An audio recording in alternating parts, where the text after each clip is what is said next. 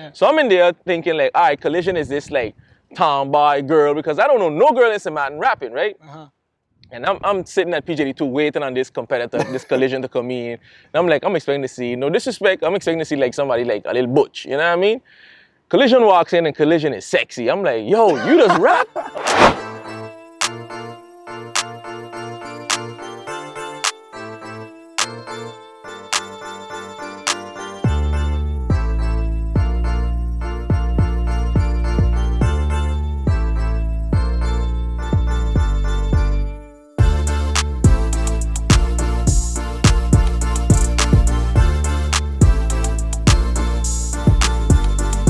You know, when I think about our next guest, I can describe him in only one word: trailblazer. He's a man that has paved the road for the younger generation in many avenues when it comes to hip-hop, soca, and the overall music industry. Now, over the last 20 years that he's been in entertainment, he's been a radio show host, an MC, a local label owner, a videographer, an actor, and most importantly, a performer. And he's proven to everybody that there's nothing he can't do. He's a man that always puts St. Martin on his back, and he's a king in every sense of the word. Ladies and gentlemen, King Verse. What's up, my brother? Good? What's up, man? I'm good, man. Thank you so much for being here. Really appreciate it. Thank you for having me. Shall we get started? Of course, of course.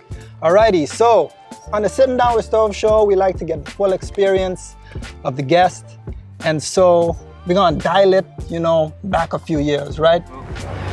All right, so I'd like for you to let the people know, back in the day, what or who was the affiliation of For the Haterz? For the Haterz, what?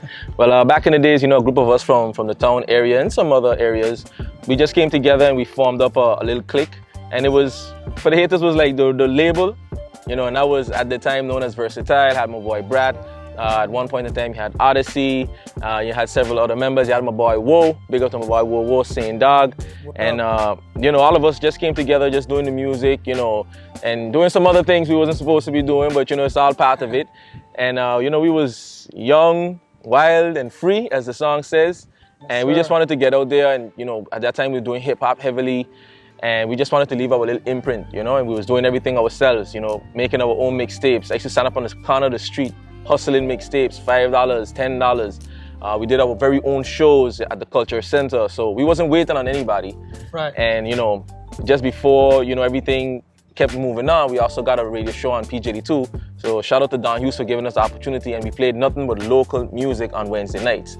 And that was kind of the start of it. And, you know, I think we made our little imprint from a hip-hop perspective, you know, back in the days. So, which name came first, Versatwizy or Versatile? Well, the story goes, so you can see the evolution, right? Yeah.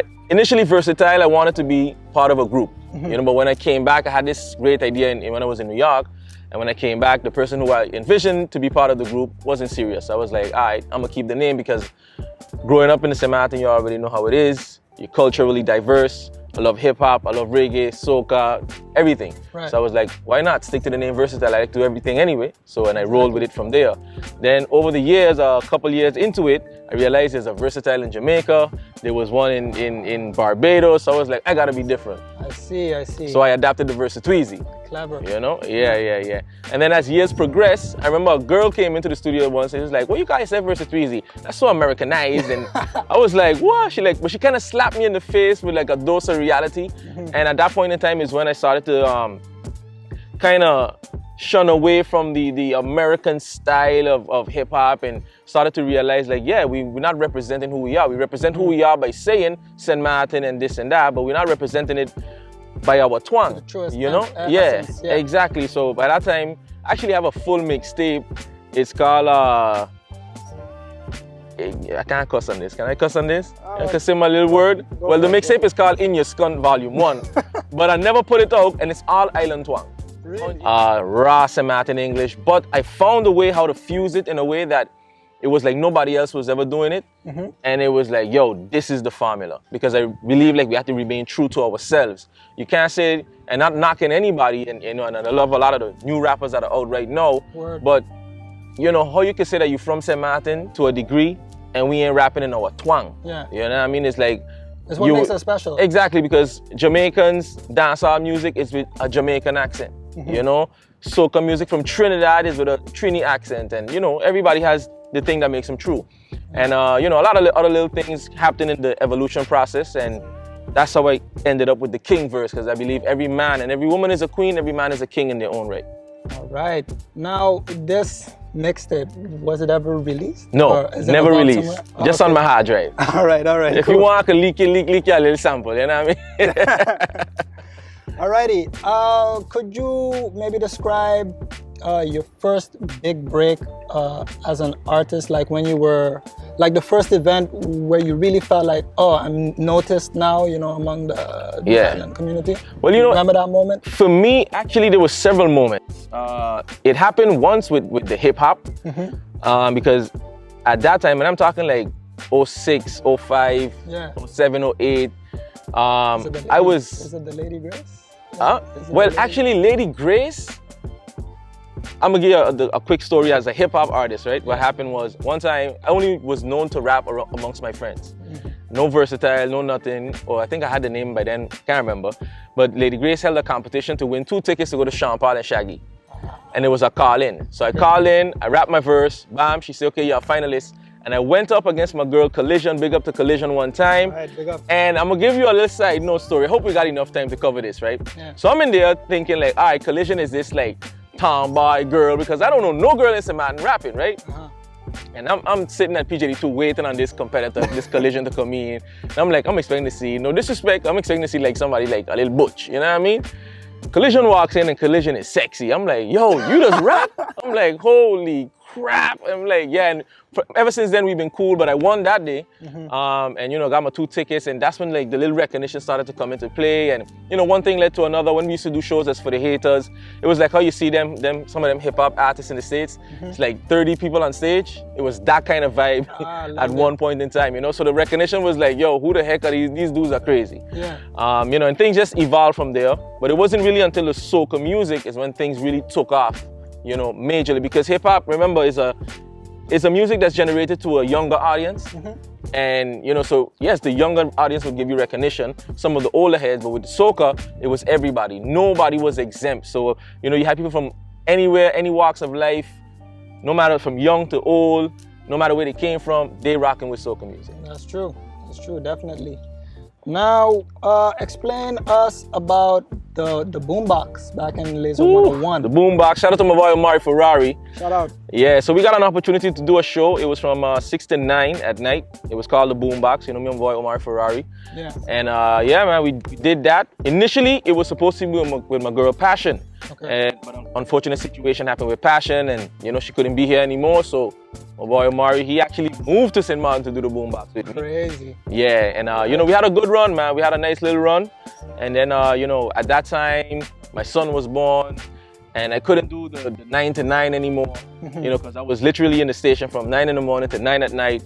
So I was like, you know, some things got to change, and you know, things happen, and then we moved on from there. Now, you mentioned other radio shows that you were on, PJD2, but also the one 88.3, My AM Shine? With my girl in Zinga, My AM Shine. Yeah, man, we had you know, unfortunately, that ended, you know, because of situations with the higher ups. But that was phenomenal with my girl in Zinga, man. And, you know, we was on from 7 to 10, and we had a total different audience. And of course, the evolution, the growth was there. And unfortunately, that ended, and I hope to one day maybe, you know, we could rekindle that flame with my girl in Zinga, and you know, we turn it up again. I've been in radio since 2005, you know, and yeah, the whole process happened again because we got the radio show on Wednesday nights just to promote our music. And then from there, my boy Brat used to do engineering for Valerie Van Putten on PJD2 every day. And then the opportunity came, he had to leave for briefly. And I jumped in, held it down. They liked the fact that I was there on time, etc. And said, yo, want to give you a job. I'm like, I ain't doing really much anyway, aside from the music. And I took the job, and best decision ever. Awesome. Okay, that's how you got into it. Yeah, and then that's how I ended up doing acting, because I met Ian Valls through the radio station. All right. Now I want to draw some attention to your latest single, Lift Me Up. Yes, sir. Love the tune, bro. Thank you. Very uplifting, very cheerful. Tell us how that came Get Up because you collaborated with Ricardo Drew. Yeah, and DJ Crown Prince. Yeah. So DJ Crown Prince contacted me back in January, February. I remember at the time I was in Holland, and he said, "Yo, bro, I got this rhythm. I want you to hop on it, spit your feelings." He wants like real stuff, you know. And at the time, that was the feeling, you know. And I'm a person that's based on the vibe and the music. So every melody, every instrumental would speak to me differently. Yeah. So, and I'm never shunned away from expressing my feelings in the sense of everything can be happy, happy, jump up, jump up. We don't feel like that every day. It's just not real. Yeah. And yeah, when I came, I wrote down my feelings. I sent it to him after. Actually sent it to him like during lockdown. So it took a few months, and he fell in love with the record. He said, you want to do it by yourself or you want to put Drew on it? I said, yo, Drew is my boy. Let Ricardo Drew hop on it. He hopped on it. He killed it. And yeah, man, the rest is history, you know? All right. Because it really made me think on the other song that you made back in 2016, Father Help Me Please. Yeah. It's like I'm starting to see I'm seeing a trend where you really feel really responsible about explaining, you know, when serious situations are bad, that you uplift the people. Yeah. I feel like you're that type of artist. Well, definitely, and actually got some more type of songs in that, you know, reality-driven songs. Yeah. Because as I said, you know, I'm a human being. Yeah. You know, and I'm not always in a getting on bad mood or, you know, pressure in the mother kind of mood. We go through emotions, and I think a lot of times for forever, you know, everybody turns to music when you're having a bad day. You turn up. When you're feeling angry, you turn up the music, you know what I mean? For me back in the days, it was like, all right, what's my mood? The girl break my heart, give me some Boyz II Men, you know? I get mad, I want some Tupac. Yeah. So, you know, for me, it's a wave of emotion everybody goes through, and I just want to be able to provide music that touches someone, and music of substance. Yeah. You know, because the party vibe is gone like that. Yes. But a music that will last the test of times, it's, you know, now in these times right now, it's always needed. Right, word up, totally agree with you. Now, you run Oualichi Rare Records with your partner. Correct. Okay, seeing as you know you're an avid label owner, what are some of the tricks or what's advice you can tell young artists to look out for you know, labels that, you know, might want to misuse? Well, the first and foremost, do your research. Okay. Information is abundant out there. And, you know, never settle for the first person that talks, you know, like, you know, dig deeper, question everything. And again, study, learn, you know, take your time. Take your time. And one thing, they always say, if you want to hide information, especially from a black man, put it in a book, right? And it's an old saying, and it's true, because a lot of people don't like to take the time to read. Everybody wants to shine, but if you don't read, let me tell you, when I was in Holland, I was offered a management contract and stuff like that. And thank God, like, I read through the fine lines, and I was like, this ain't for me. Turns out, my gut feeling was right, and because I read, I was like, yeah, this is the best decision I ever made, because I could have been tied up in something that's, you know, ended up ugly for me. Right. So, you know, you got to take your time.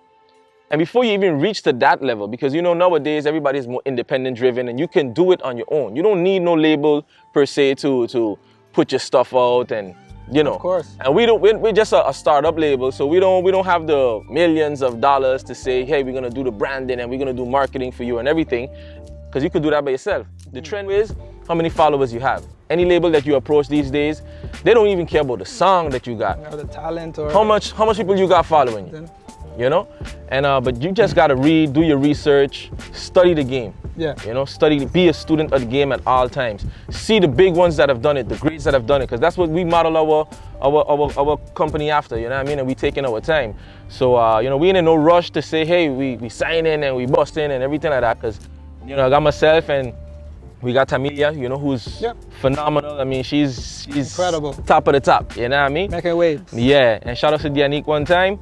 And, you know, everybody just got to take their time, man. You know, everybody wants, and be aware of what you want. I honestly never got into music for the limelight, for the fame, or anything of that. It was, everything kind of happened by accident. You know, I just loved music. Yeah. I loved to rap. I had a knack for it. Okay, cool. My friends is the ones that pushed me, and it went from there. Right. Because one time, I remember I got so hyped up, I was battling Ziggy Chang at 5150. And it was the finals, we was battling.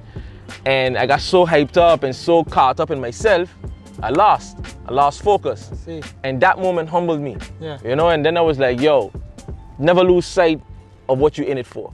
Right. Now, as we know, Blessings.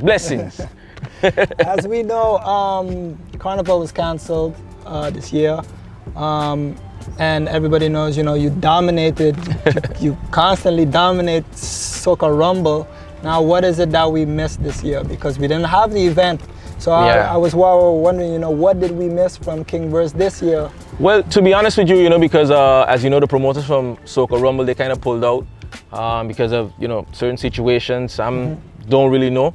But so for me, honestly, competition-wise, I think I've done it all. Yeah. You know, so competition-wise, I was like, I'm gonna hang up that hat, you know, leave room for everybody else. I mean, 4 years in a row, I'm good. Yeah. You know what I mean? And so I was moving on. So I had, at the beginning of the year, I had my song Hana Kana, and we had our whole game plan, merch, the whole nine was in line. And then, unfortunately, COVID hit, so you know, we have to scale back on everything. But right now it's about making music, making an impact in a different way, adding to the culture in a different way, you know, making sure that our name and our brand gets out there, you know. That's why the networking with Ricardo Drew, with Crown Prince, with my boy Dollar Sham from Rhythm Stream is very important, because it's cool for us to circulate the music here, but if it's not leaving here and we're not getting the exposure out there, then our efforts are in vain. Absolutely, absolutely. Tell us about your media company, Supremomedia. Yeah, man, the man do his research, man.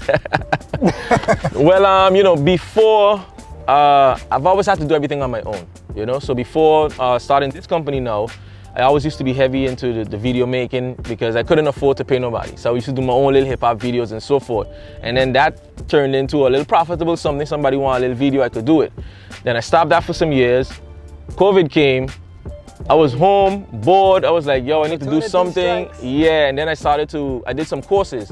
So I was already dabbling in the Photoshop and Premiere Pro, and After Effects was just sitting on my computer doing nothing. But I did some courses on After Effects, so became certified in After Effects, certified in Photoshop. I also did Google AdWords, so I'm certified in Google AdWords and Google Digital Marketing as well. So I was like, all right, we managed to you know, get these. What are we gonna do? Well, we gotta create our own company. Right. So I just created Supremomedia. So we're, I like to call ourselves an internet marketing and video and audio production company. All right, dope. Where can they find you, by the way? Well, for now, you know, you could just send us an email, supremomediasxm@gmail.com, or follow us on Instagram and Facebook, Supremomediasxm. All right, pick up yourself.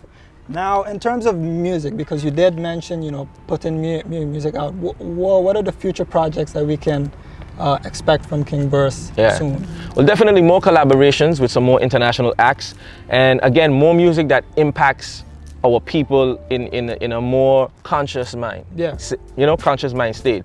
Because again, the party and the jump up type of stuff is cool, but I've never been just solely about that. Even when I was doing hip hop, you know, I used to spit the street stuff, but I always had that material that would touch, like songs like Dear Father, where I would speak about my personal situations with my father being at the time an alcoholic.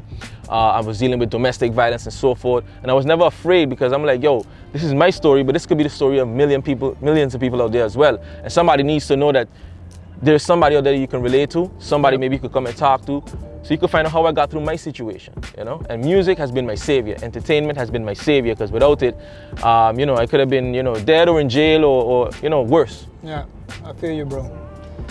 I got a last question for you. What does King Verse like to do in his free time when he's not making music, when he's not making videos?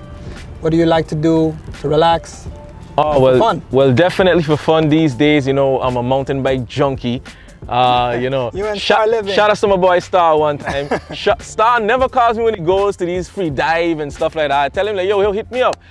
You know, actually I'm a certified diver. I haven't dived in years, but I'm actually PADI certified. Whoa, I didn't know that. Yeah. I got my PADI certification. This was like back in 2011 or so, you know? Yeah. But I love the ocean, snorkeling, spending time with my son, my family, of course, but the mountain biking has been addicting, you know, till I suffered a fractured wrist. Still hurts, but I still go, you know, and do what I gotta do. Yeah. And those two things right now definitely is, you know, either at the beach or in the hills. Love it, man, love it. Bro, thank you so much Thank you. for being on the show. Appreciate it. Follow King Verse on all social media platforms, and see you till the next time on Sitting Down with Stove. Boom.